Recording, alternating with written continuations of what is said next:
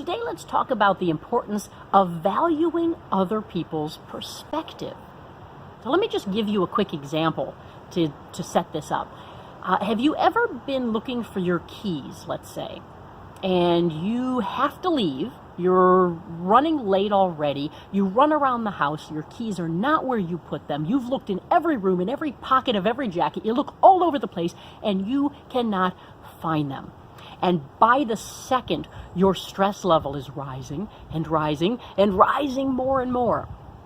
But then someone else walks in the room and says, "What are you doing?" And you say, "I'm looking for my keys. I'm late. I can't find them. They're nowhere where I normally put them. I've looked everywhere." And that person looks down at the table about a foot in front of you and says, "Aren't those your keys?" And you look down, and sure enough, they were sitting right in front of your face the entire time. But you didn't see them. Other people can see things we can't. And you can see things for other people that they can't see. Why is that? Because the moment that we get so worked up and focused all over the place looking for something, it's like we have blinders on. And it's impossible for us to simply step back and observe for a moment.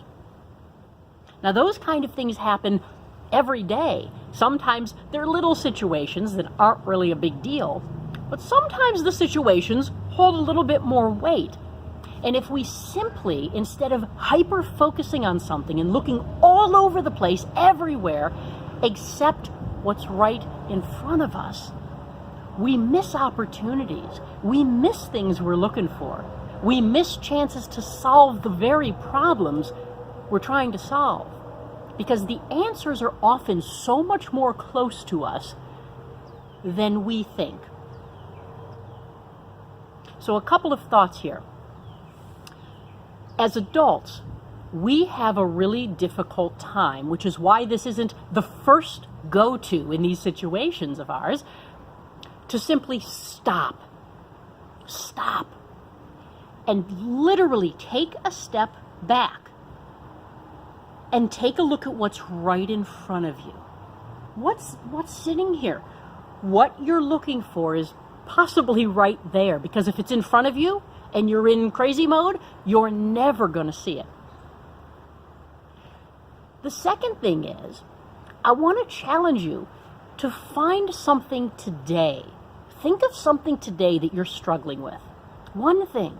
What are you struggling with, trying to figure out? What is something that for the last week or two you've been mulling over in your head and you just haven't been able to solve it, to figure it out? And I want you to call a friend, somebody that you know, and simply say, "Hey, can I get your perspective on something?"